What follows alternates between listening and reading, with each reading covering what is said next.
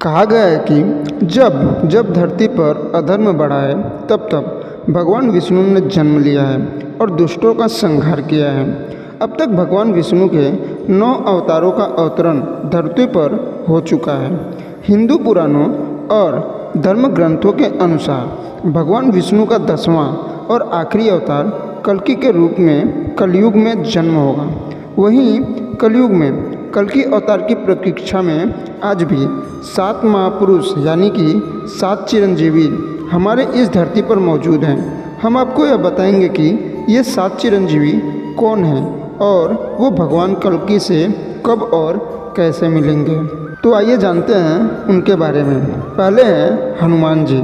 हनुमान जी को माता सीता ने चिरंजीवी होने का वरदान दिया था। भगवान श्री राम से कलयुग के अंत तक धर्म व राम कथा का प्रचार करने की आज्ञा मिली थी। हनुमान जी के जीवित होने का प्रमाण आज भी कई जगह पर मिलते हैं। महाभारत के वन पर्व के अध्याय 151 के अनुसार एक बार भीम द्रौपदी के लिए पुष्प लेने गंधमादर पर्वत पर जा रहे थे। तब उनकी मुलाकात हनुमान जी से हुई थी। पहले तो भीम ने हनुमान जी को नहीं पहचाना। बाद में जब भीम ने एहसास किया कि यह तो हनुमान जी हैं, उसके बाद वो हनुमान जी के चरणों में गिर गए। कहा यह भी जाता है कि हर 41 साल में बजरंगबली श्रीलंका के मातंग कबीले में ब्रह्म ज्ञान देने आते हैं। कलयुग में जब पाप की सीमा बढ़ जाएगी तब फिर से बजरंगबली भगवान कल्कि के रूप में श्री राम जी के दर्शन करेंगे और तब श्री राम जी द्वारा दिए उन वचनों का कार्यकलाप भी समाप्त हो जाएगा। दूसरे चिरंजीवी हैं भगवान परशुराम। भगवान परशुराम विष्णु जी के ही 6ठे अवतार हैं। चिरंजीवी होने के चलते भगवान परशुराम जी के भी प्रमाण महाभारत में दिखे थे। भगवान परशुराम भीष्म पितामह, कर्ण और द्रोणाचार्य के गुरु भी थे। पौराणिक कथाओं के अनुसार भगवान कल्कि के गुरु भी परशुराम ही होंगे।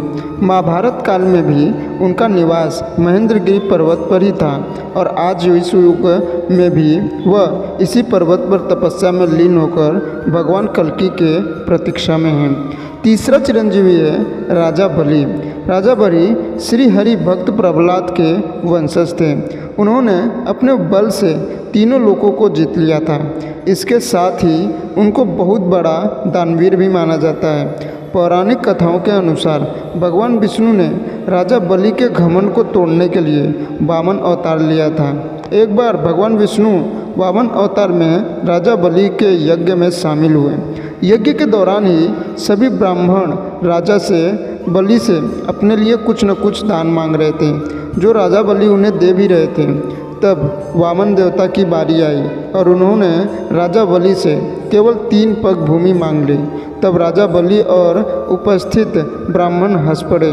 राजा बलि ने कहा, आप अपने छोटे छोटे पैरों से कितनी ज़मीन नाप पाएंगे और कुछ मांग लो। लेकिन वामन देवता अपनी बात पर अड़े रहे। तब राजा बलि ने कहा, जहाँ आप चाहे 3 पग जमीन ले लो। तब वामन देवता ने अपने विराट रूप का धारण कर लिया। उन्होंने एक पग में देवलोक, दूसरे पग में भूलोक और पाताल लोक नाप लिया। इसके बाद उन्होंने कहा, तीसरा पग कहाँ रखूँ राजन। तब राजा बलि ने अपना सिर आगे कर दिया और वामन देवता ने राजा बलि के सर पर पैर रख के उन्हें पाताल लोक में भेज दिया और उन्हें सूतल लोक में बसा दिया, जहां वो आज भी अपने मुक्ति के लिए कल्कि अवतार की प्रतीक्षा कर रहे हैं। चौथा, विभीषण। विभीषण भगवान विष्णु के अनन्य भक्त थे। जब लंकापति रावण ने माता सीता का हरण किया था तब विभीषण ने अपने भाई रावण को काफ़ी समझाया था कि भगवान राम से शत्रुता न करें, जिसके बाद रावण ने उन्हें अपनी लंका से निकाल दिया था। तब विभीषण भगवान राम की सेवा में चले गए और रावण के अधर्म के अंत करने के लिए धर्म का साथ दिया। यही कारण है कि भगवान श्री राम ने विभीषण को चिरंजीवी होने का वरदान दिया था, जो कि आज के युग यानी कलयुग के अंत तक जीवित रहेंगे। विभीषण के जीवित होने का प्रमाण रामायण काल के बाद महाभारत काल में भी मिले थे। युधिष्ठिर के राशि यज्ञ के दौरान विभीषण वहां पर आए थे। 5वां, अश्वत्थामा। गुरु द्रोणाचार्य के बेटे अश्वत्थामा आज भी इस धरती पर मुक्ति के लिए भटक रहे हैं। महाभारत के युद्ध में अश्वत्थामा ने कौरवों का साथ दिया था। धर्म ग्रंथों के अनुसार भगवान श्री कृष्ण ने अश्वत्थामा को उत्तरा के गर्भ में ब्रह्मास्त्र चलाने के कारण अश्वत्थामा को पीड़ा के साथ कलयुग के अंत तक भटकने का श्राप दिया था।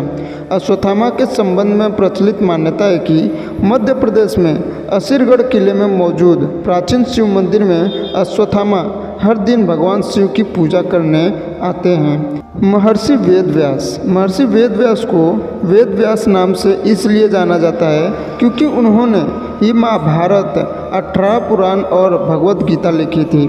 महर्षि व्यास जी ने कल्कि के जन्म से पहले उनके अवतार के बारे में ग्रंथों में लिख दिया था। महर्षि वेद व्यास बहुत बड़े तपस्वी होने के कारण आज भी कलयुग में भगवान कल्कि के दर्शन के लिए तपस्या में लीन हैं। उसके बाद आता है कृपाचार्य। ग्रंथों में कृपाचार्य को चिरंजीवी के रूप में बताया गया है। कृपाचार्य अश्वत्थामा के मामा और कौरवों व पांडवों के आचार्य थे। भागवत के मुताबिक कृपाचार्य की गणना सप्त ऋषियों में से होती है। कहा जाता है कि वह इतने बड़े तपस्वी थे कि उन्हें अपने तप के बल पर चिरंजीवी होने का वरदान मिला। कलयुग में कृपाचार्य अधर्मियों का नाश करने में कल्कि भगवान की मदद करेंगे।